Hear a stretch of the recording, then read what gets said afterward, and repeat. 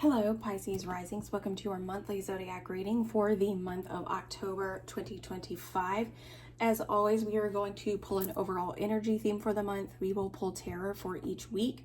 We will go over those card meanings as well as discuss the astrological transits occurring during those weeks. Then we will clarify with more tarot and then wrap it up with some additional oracle guidance. So let's see. Let's see what Pisces risings need to know for the month of October.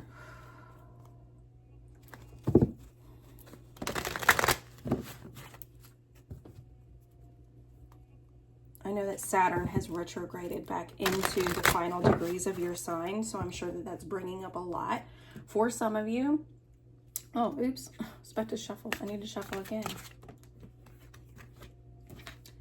Gaia's garden, fruition, abundance, reaping what you sow, but the energy is in its challenger position. So let's see what the card has to say. When Gaia appears as a challenger in her garden, she gently points out that you've forgotten to give back to the world. Or perhaps you've been lazy, expecting fruit to fall from the tree while you rest below its leaves. Gardens require tending, water, and food for the soil. Everything you have within you is needed in this world.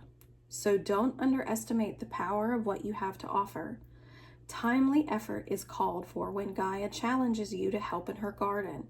So ask not what you will get, but what you can give.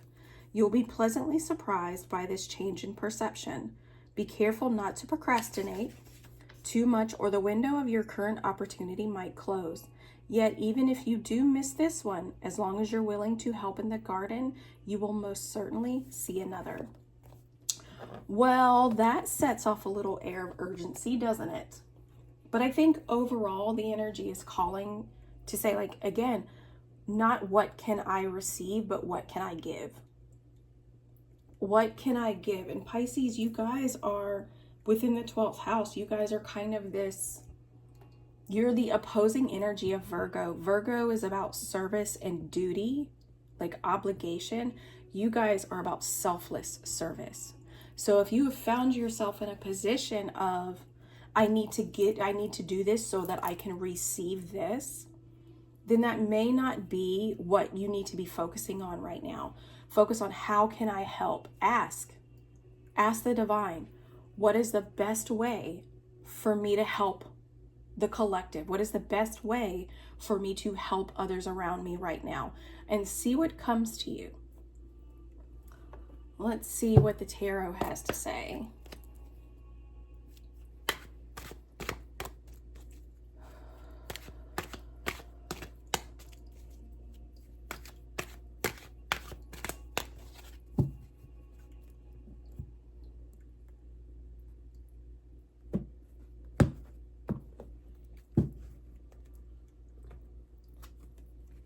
The Queen of Cups, very nice. So the Queen of Cups is a very healing energy. She's a very intuitive energy.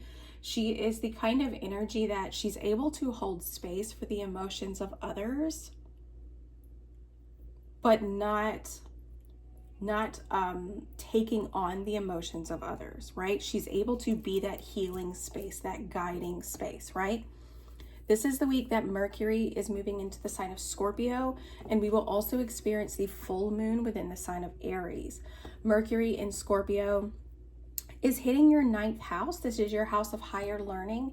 This is your house of spiritual and moral beliefs, your house of, or like religious beliefs. This is your house of self-expansion, basically. And it really could be that if you're looking for a way to expand yourself, hold space for others.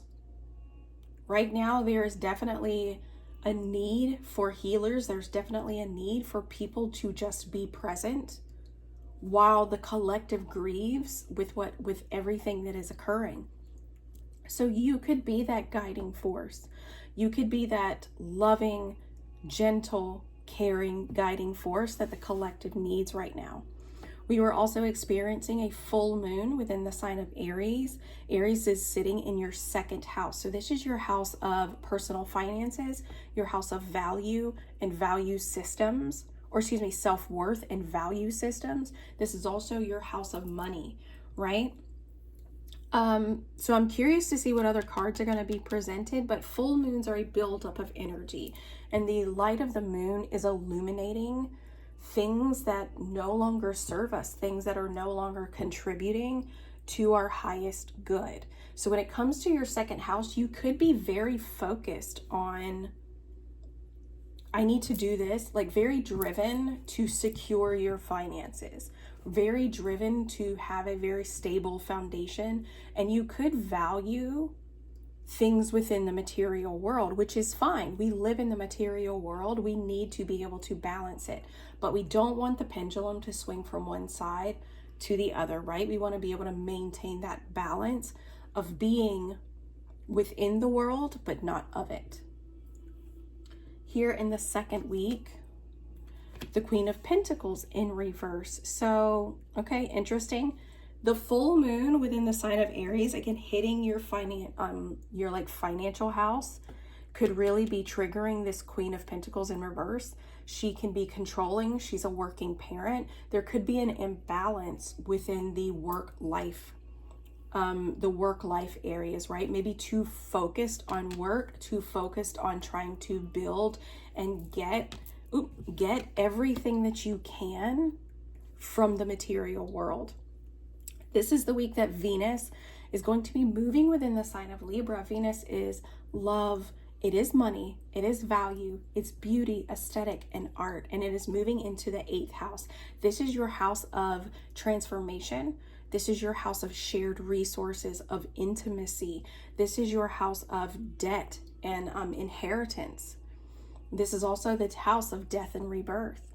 So it feels like there is Venus moving into this house, I think, is trying to soften the edges of the Queen of Pentacles. Because I think both of these are going to represent you. Both of these are going to represent this dueling force between the spiritual world and the physical world, right? Maybe a little bit too much control around shared finances, a little too much control around intimacy, right? Vulnerability, things like that. So just be mindful that when it comes to the Queen of Pentacles, she's trying to control things almost out of desperation.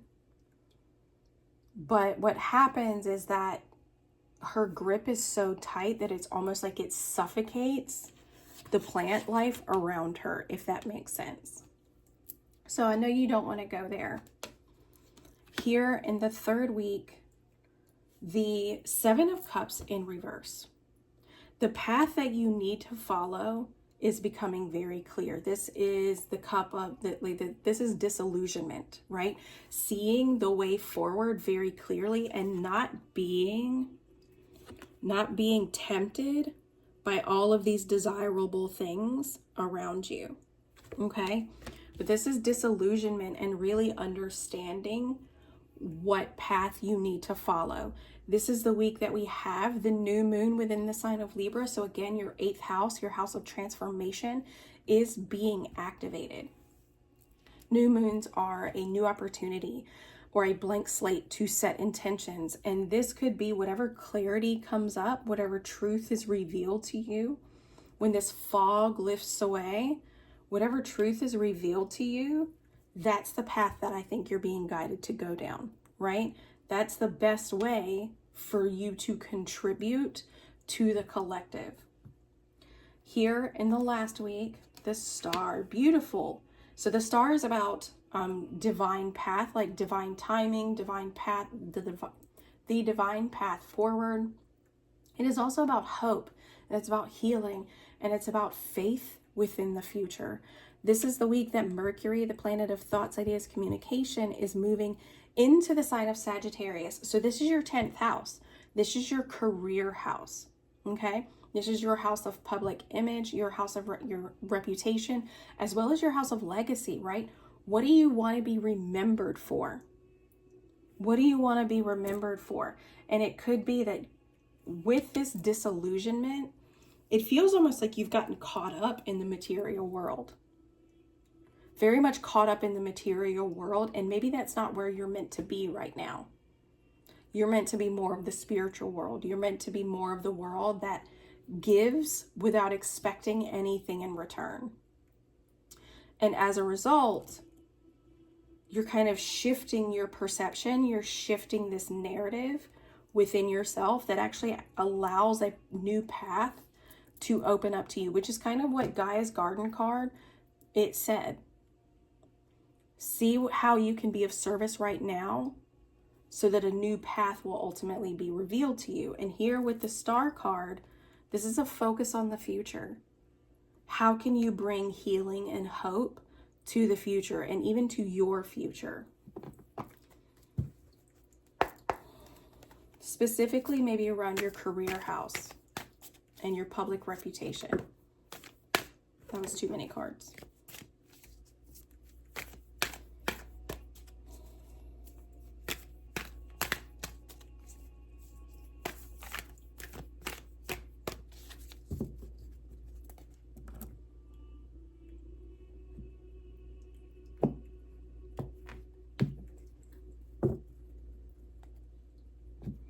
Here in the first week, the Queen of Cups, the Nine of Swords, and the Four of Swords. So here in this first week, with around the full moon, it feels like there's going to be, like, you're going to feel very anxious. You're going to feel very worried and probably very, very tense. The Four of Swords is asking you to take a pause. Take a pause and hold space for these worries. Take a pause and hold space for these ruminating thoughts. Where are they coming from? Why are they here? What is this telling me about my emotional state? What is this telling me about how I spend my time?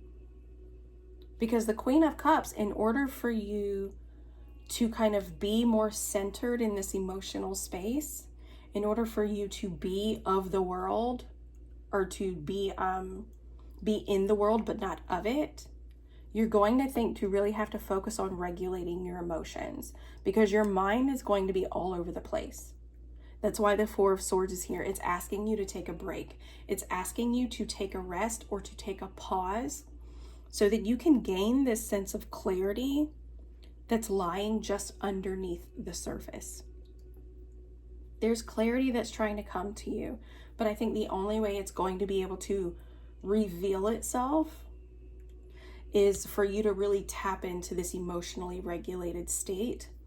Also, for some of you, I think if you're really concerned, like if you're consumed with the material world, whether that's what's going on collectively, whether that is what is going on in your bank account, whether that is what is going on within family matters,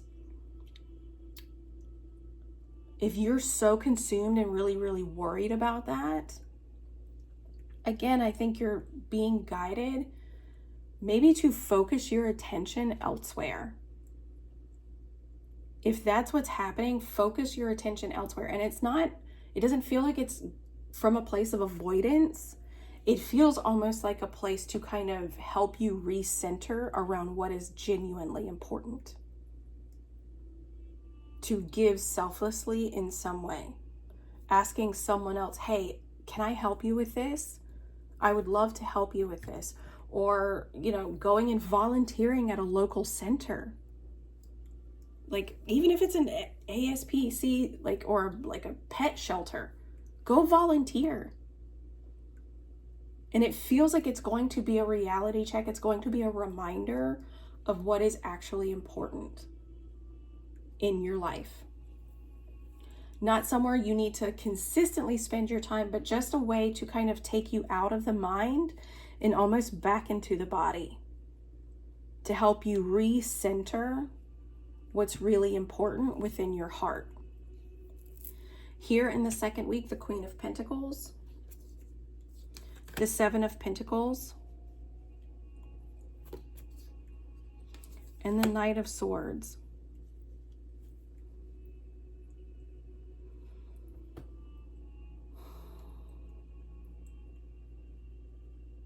Again, trying to control too much of the situation, whereas the Seven of Pentacles, I think, is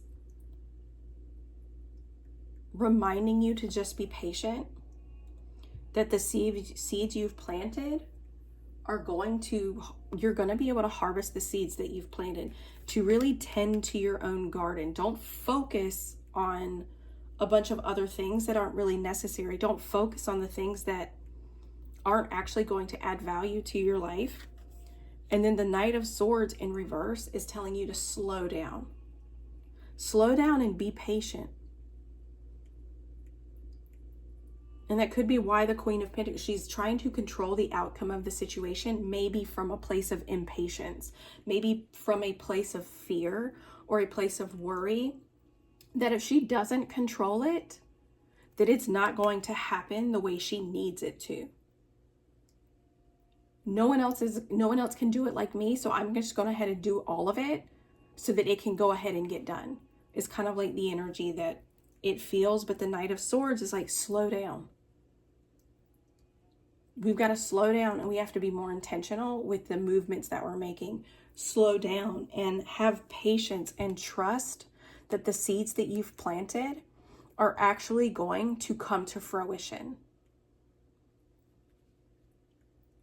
And again, Venus moving into this 8th house of transformation, this 8th house of shared resources, this 8th house of, I want to say investments, but I don't necessarily think that's correct. But whatever this 8th house theme is, it's trying to get you to shift your focus. It's trying to get you to focus more on balancing what you can control versus what you can't. Okay? Here in this 3rd week, disillusionment, a sense of clarity, the 5 of Cups in reverse, and then very nice. Okay. Once you begin to see things clearly here in this 3rd week, once you kind of step into this space of disillusionment, where your judgment is not so clouded, it's going to allow you to step into a place of healing. It's going to allow you to let go of this kind of like pity party that maybe you've been having, and really step into a place of emotional fulfillment, and really finally stepping into a place of getting what it is that you want. Because this is the wish fulfillment card. This is like emotional fulfillment, emotional satisfaction, and contentment. But that's not going to happen. And that's maybe why the Knight of Swords is here. We've got the 4 of Swords. Slow the mind down. Get back into the body. Regulate your emotions. Here in the 2nd week, have patience. Slow the mind down again. Because it may not feel like it here in these first 2 weeks, but here in this 3rd and 4th week, things actually unfold exactly the way they're meant to. And if you spend these first 2 weeks like trying to grasp at straws and exerting so much mental and emotional energy, that when these 2 weeks unfold, you might feel real silly. You're like, oh, if I'd have just trusted the process, if I'd have just trusted, I could have saved myself so much time, energy, and heartache. Here, and again in this 3rd week, coming into this space of disillusionment, the fog finally lifting, seeing things clearly, is going to present you a place to heal and to move past, like I said, this pity party, and really ultimately realize that you're getting what it is that you're wanting. Which then is going to shift into the following week where we have the Star. The 6 of Cups. Balance, harmony, creativity, and innocence and joy. And the 9 of Wands. Almost where you feel like this renewal of energy. Yes, you're tired. Yes, you're frustrated. But you're not giving up. You're not giving up. This cycle of growth is not quite complete, but it is easing up. If you can just get out of your head and into that heart space, if you can trust where the North Node is leading you, North Node into unconditional love, in unconditional faith, then you can really, I think, ease up a lot of your own suffering from the beginning of the month. Let's see.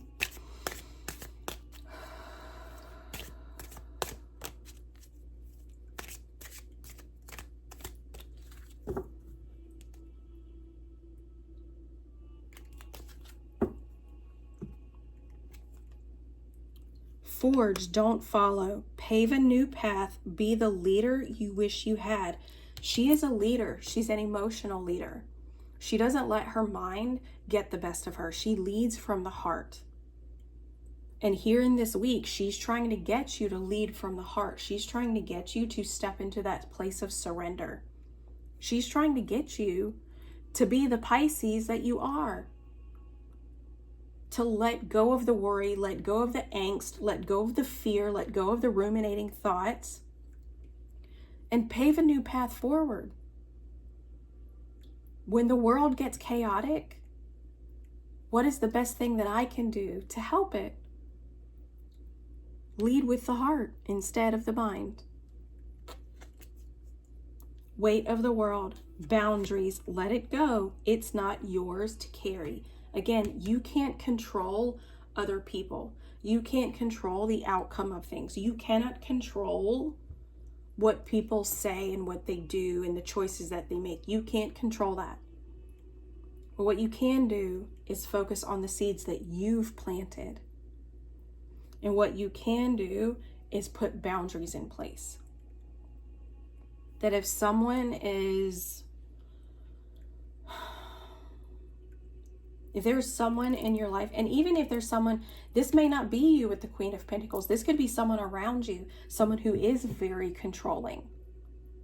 Someone who is trying to dictate the outcome of a situation that may not have anything to do with them.